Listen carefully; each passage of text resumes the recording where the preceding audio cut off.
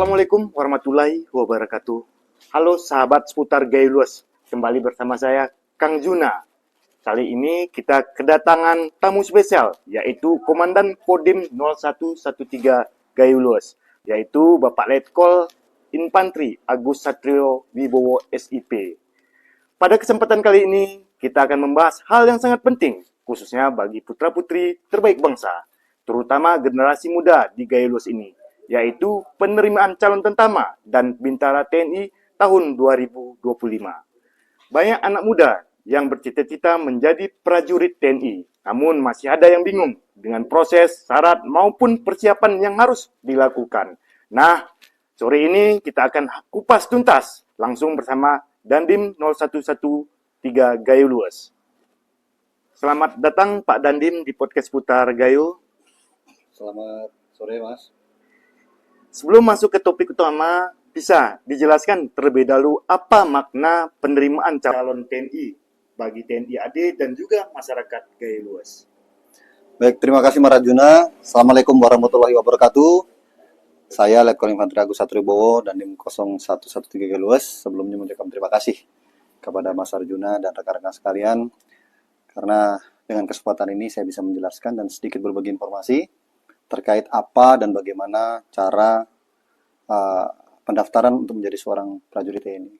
Untuk makna itu sendiri, Mas Arjuna, jadi negara kita ini adalah negara kepulauan yang begitu luas wilayahnya.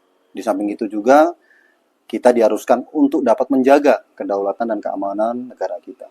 Salah satu upayanya adalah dengan menciptakan atau mewujudkan tentara kita atau prajurit kita yang tangguh dan memiliki kemampuan yang mumpuni dalam menjaga negara kita. Salah satunya adalah penerimaan prajurit TNI, baik perwira, bintara ataupun tantama. Jadi maknanya sangat besar, Mas Arjuna. Jadi ini untuk kedaulatan, menjaga kedaulatan negara kita. Demikian, Mas. Luar biasa, Komandan. Izin Komandan, pertanyaan selanjutnya, bisa dijelaskan apa saja syarat umum yang harus dipenuhi oleh para calon pendaftar dan bagaimana mekanisme pendaftarannya? Apakah dilakukan secara online, offline, atau kombinasi keduanya? Baik, terima kasih Mas Arjuna. Untuk pertanyaan pertama saya jawab terlebih dahulu ya, untuk persyaratan umum apabila ingin menjadi prajurit TNI. Pastinya ada beberapa persyaratan yang harus dipenuhi, antara lain pertama adalah kewarganegaraan, itu kewarganegaraan Indonesia. Yang kedua, terkait dengan batas umur atau usia. Untuk tamtama, batas umur minimal 17 tahun 10 bulan, itu untuk tamtama. Dan batas usia minimal bagi bintara ataupun perwira adalah 18 tahun. Nah, yang menarik di usia ini, untuk tahun ini, untuk batas maksimalnya, Mas Arjuna. Gimana nih? Nah, jadi untuk batas maksimal, khusus tahun ini, baik untuk tamtama ataupun bintara, itu maksimal 24 tahun. Luar biasa. Sebelumnya gimana dah? Nah, sebelumnya itu batas usia 22 tahun, Mas Arjuna. Jadi sekarang batas usia dinaikkan menjadi 24 tahun. Jadi untuk para regenerasi muda yang ingin mendaftarkan menjadi prajurit TNI, apabila usianya 24 tahun ke bawah masih bisa. Batasnya tadi 17 tahun 10 bulan sampai dengan 24 tahun itu untuk tamtama, 18 tahun sampai dengan 24 tahun itu untuk bintara dan perwira. Selanjutnya untuk persyaratan umum yang harus dipenuhi adalah pendidikan. Untuk pendidikan minimal untuk tamtama itu adalah SMP, untuk SMA, SMK itu untuk bintara, dan sarjana untuk perwira. Dan untuk SMA itu akmil juga bisa, Mas Arjuna. Jadi untuk SMA bisa juga langsung mengikuti seleksi, itu khusus untuk akademi militer. Selanjutnya untuk kesehatan, pastinya untuk kesehatan bagi calon pendaftar harus sehat jasmani dan rohani, serta memenuhi standar kesehatan yang telah ditentukan oleh TNI. Selanjutnya untuk tinggi badan. Nah, ini ada. Tunggu nih, tinggi badan ini. Berarti sudah dengar ini informasi tentang sedikit ada perubahan. Ada perubahan. Termasuk muda-muda banyak yang nanya gitu. Masuk itu salah satu pemuda yang ingin mencalonkan kurang tinggi badannya. Oh gitu. Alhamdulillah. Untuk tahun ini di samping batas umur usia tadi, ada keistimewaan di materi tinggi badan. Jadi untuk yang sebelumnya itu minimal 165 cm untuk pria, itu dirubah, Mas Arjun, ada perubahan menjadi 158 cm untuk pria. Itu berlaku untuk Tamtama dan Bintara. Luar biasa, Komandan. Nah, dan yang perwira itu tetap 165. Untuk wanita, ini bagi siapa yang akan mendaftar menjadi Bintara, itu belum ada perubahan dengan tinggi badan minimal adalah 160 cm. Selanjutnya, Mas Arjun, untuk syarat umum itu berat badan tentunya harus proporsional dia dibandingkan atau dibandingkan dengan tinggi badan calon pendaftar. Selanjutnya, tidak boleh memiliki tato ataupun bekas tindikan. Itu juga salah satu persyaratan ingin menjadi prajurit TNI, itu tidak boleh. Selanjutnya, memiliki integritas dan moralitas yang baik. Dan yang terakhir, yang paling penting juga, siap untuk menjalani pendidikan dan pelatihan sampai dengan lulus pendidikan pembentukan calon prajurit TNI Angkatan Darat. Nah, itu yang pertanyaan pertama, Mas. Tadi yang pertanyaan kedua adalah Mekanisme pendaftaran. mekanisme pendaftaran. Untuk saat ini, untuk pendaftaran untuk menjadi prajurit TNI Angkatan Darat itu sudah dibuka, Mas. Ya, sudah. Baik yang Tamtama ataupun yang Bintara.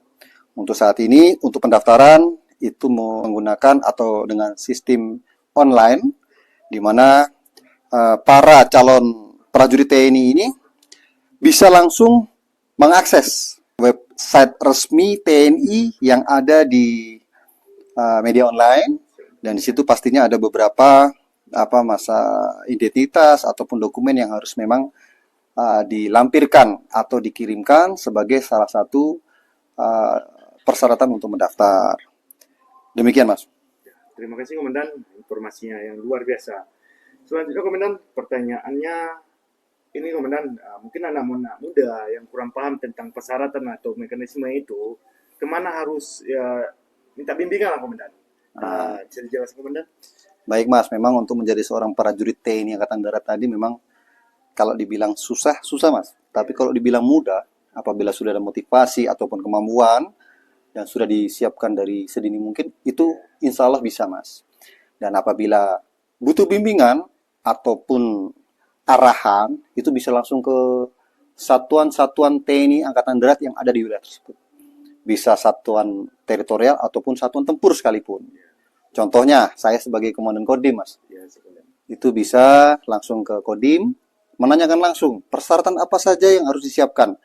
Dalam tanda kutip, bukan hanya persyaratan secara administrasi, tetapi persyaratan secara fisik. Karena ada beberapa tes, Mas, yang harus dilalui oleh para calon prajurit TNI ini. Ada beberapa tes, Mas. Ada 5-6 tes. Itu dari mulai tes administrasi yang tadi saya sudah sebutkan, terus tes kesehatan, tes jasmani, tes psikologi, tes akademik, dan terakhir terkait dengan wawancara ataupun tes wawancara terkait dengan mental dan ideologi.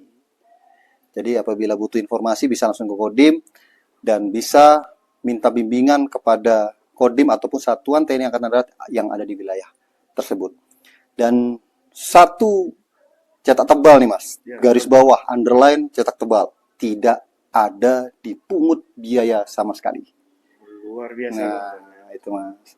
Jadi mau ke Kodim, mau apa segala macam, nanti kita akan bimbing dari penyiapan jasmaninya, psikologinya, akademiknya, insya Allah akan kita bimbing. Dan sekali lagi saya tegaskan, tidak ada sama sekali pungutan ataupun biaya apapun itu tidak ada. Demikian, Mas. Luar biasa, Komandan. Terima kasih, Komandan. Menurut Komandan nih, pertanyaan selanjutnya, apa yang harus dipersiapkan sejak dini oleh para calon pendaftar agar siap menghadapi seleksi? Selain fisik, akademik, bagaimana dengan mental serta sikap disiplin yang harus dimiliki calon prajurit TNI? Ini pertanyaan yang sulit untuk dijawab. Kenapa, Komandan? Sebetulnya bukan sulit, tetapi memang ini adalah memang intinya dari apa yang akan diujikan nantinya. Tadi sudah sedikit saya jelaskan, tes administrasi. Tes administrasi tadi berarti berkaitan dengan data-data ataupun output pada saat si calon peserta ataupun si calon prajurit ini pada saat di jenjang sekolah. Ya. Itu Itu sudah pasti ada batas-batas minimal nilai yang harus dipenuhi. Selanjutnya untuk tes kesehatan. Tes kesehatan ini artinya cukup berat apabila memang dari awal tidak disiapkan, Mas. Jadi tes kesehatan itu untuk menjadi seorang TNI itu tidak mudah. Artinya sedini mungkin harus bisa menjaga kesehatannya masing-masing. Jadi karena memang TNI ini kan berat, Mas. Dan fisik itu adalah salah satu unsur yang memang harus dipenuhi. Jadi kesehatannya harus disiapkan. Yang selanjutnya jasmani, Mas. Nah, ini jasmani. Jasmani ini pada saat tes itu ada beberapa materi yang akan diujikan ataupun dites. Dan yang harus disiapkan adalah pertama, siapkan fisik. Nah, fisik ini ada beberapa. Saya kasih bocoran aja nih, Mas. Nah, ini kan jadi ini sebetulnya rahasia tapi rahasia umum kan gitu. Karena tidak ada yang disembunyikan. Jadi untuk tes fisik ini apa saja yang harus disiapkan? Yang pertama nih, Mas, terkait dengan kemampuan berlari. Utama itu kan ya. Ya semuanya utama, Mas, tetapi salah satu yang menjadi momok nih lari nih, Mas. Karena memang kalau kita tidak pernah dibiasakan untuk berlatih berlari itu akan sangat berat. Jadi itu nanti ada tes lari, di mana tes lari itu akan dilaksanakan selama 12 menit, Mas. 12 menit, dan di situ sudah ada baterai ataupun ada kolom-kolom nilai yang harus dipenuhi. Artinya nilai 12 menit mampu melaksanakan sekian meter. Itu nanti ada nilainya, Mas. Jadi semakin panjang ataupun semakin besar jaraknya dalam waktu 12 menit itu semakin tinggi nilainya. Selanjutnya untuk tes jasmani pull up, Mas. Pull up. Nah, pull up itu juga salah satu tes yang akan diujikan. Itu juga harus dilatihkan, Mas. Itu minimal nilai 100 itu 18, Mas. 18 itu nilai 100. Semakin kecil pull up yang didapat, pastinya nilainya pun akan rendah ya. iya. Makanya dari sekarang harus dilatihkan, Mas. Selanjutnya push up, sit up itu juga sama, Mas. Itu juga ada batas nilai maksimal ataupun sudah ada kolom penilaiannya masing-masing, dan itu memang diharapkan maksimal. Caranya biar maksimal ya dilatih, Mas, dari saat ini. Dan terakhir adalah shuttle run ataupun lari dengan jarak yang sudah ditentukan dengan membentuk angka 8. Itu juga salah satu tes dalam tes jasmani. Gitu, Mas. Selanjutnya untuk tes yang harus disiapkan adalah tes psikologi, Mas. Tes psikologi ini mungkin bisa dibina dari dini, karena memang kalau psikologi itu tidak bisa berubah tetapi bisa dipelajari. Nah, itu mungkin bisa dari pola hidup, kebiasaan, ataupun etika segala macam. Itu tes psikologi juga sangat berpengaruh. Dan yang selanjutnya adalah tes akademik. Nah, tes akademik ini juga harus disiapkan gitu. Tes akademik ini yang diajarkan ataupun yang diujikan itu adalah tes akademik umum pada saat yang bersangkutan ini duduk di di sekolah umum. Dan terakhir adalah wawancara terkait dengan mental ideologi. Itu juga akan menjadi momok ataupun menjadi salah satu persyaratan utama untuk lulus atau tidaknya si calon itu menjadi prajurit TNI Angkatan Darat. Gitu, Mas. Terima kasih informasi yang luar biasa ini, bocoran bagi para calon pendaftar TNI. Selanjutnya, Komandan, pertanyaannya, mungkin masyarakat sering khawatir soal adanya pencalonan dalam penerimaan. Bagaimana TNI AD memastikan proses seleksi ini berjalan transparan, objektif, dan bebas dari pungutan liar?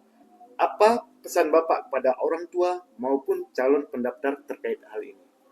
Ya, yang pertama, apabila rekan-rekan sekalian ataupun orang tua, apabila ada yang minta ataupun mendengar atau ada pun yang menghubungi minta ini itu, langsung laporkan kepada satuan TNI setempat, ke Kodim bisa ataupun ke batalion ataupun ke Koramil bisa. Karena tadi sudah saya sampaikan sama sekali tidak ada pungutan biaya, Mas. Dan yang saya minta kepada orang tua untuk selalu menyikapi apabila ada informasi-informasi tersebut, jangan diam saja. Kita sama-sama menjaga, dan saya minta untuk segera melaporkan. Jadi jangan sampai informasi-informasi itu dianggap benar dan itu menjadi informasi yang menyesatkan bagi para calon pendaftar. Demikian, Mas. Terima kasih Komandan atas pesannya kepada orang tua calon pendaftar. Jadi ini Pak, apa harapan sebagai Bapak Dandim untuk generasi muda gaya luas yang ingin bergabung menjadi prajurit TNI AD? Bisa disampaikan motivasi atau pesan khusus bagi putra-putri daerah yang akan mengikuti seleksi tahun ini.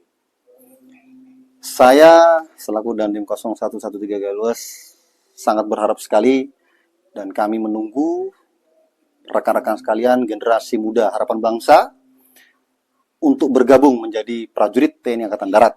Karena tanpa kalian negara kita tidak ada yang menjaga. Siapa lagi kalau bukan kita? Kita harus menjaga kedaulatan negara ini sampai titik darah penghabisan, Mas. Dan motivasi saya untuk seluruh adik-adik saya, generasi muda harapan bangsa tadi, tetap berdoa, tetap membina diri, tetap bina fisik, dan lakukan yang terbaik untuk pengabdian terbaik bagi bangsa dan negara. Demikian, Mas.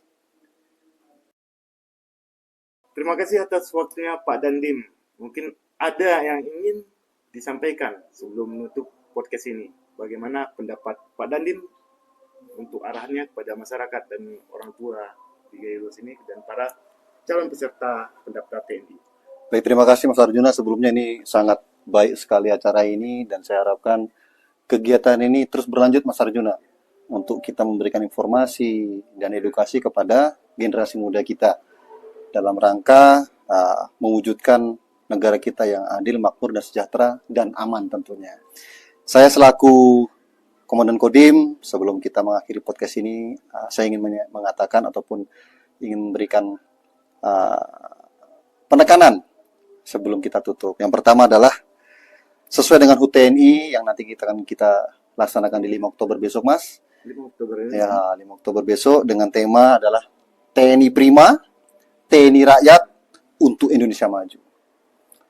Nah, jadi dengan tema tersebut, saya selaku Dandim ingin berharap untuk TNI kita tetap jaya, dan saya tunggu untuk para generasi muda yang ingin bergabung di TNI Angkatan Darat khususnya.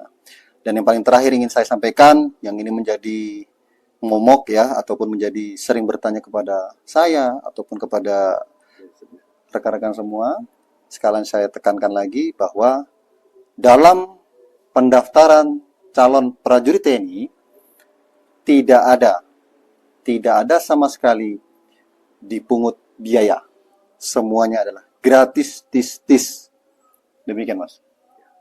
Terima kasih kami ucapkan kepada Komandan Kodim 0113 Gaya Luas Letkol Infantri Agus Satrio Wibowo SIP yang telah berbagi informasi penting mengenai penerimaan calon prajurit TNI tahun 2025 ini.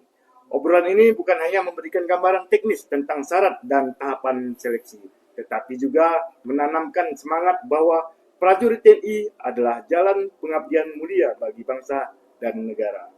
Akhir kata, untuk sahabat seputar Gaya Luas, semoga apa yang kita dengar hari ini bisa menjadi motivasi bagi anak muda yang bercita-cita menjadi prajurit. Persiapkan diri Anda dengan baik-baik, fisik maupun mental, maupun administrasi.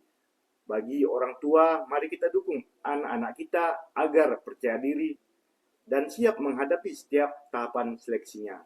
Harapan kita semakin banyak putra-putri terbaik Gaya Luas yang bisa lolos dan mengharumkan daerah ini melalui pengabdian di TNI AD. Sampai jumpa di episode berikutnya podcast Putar Gaya. Wassalamualaikum warahmatullahi wabarakatuh.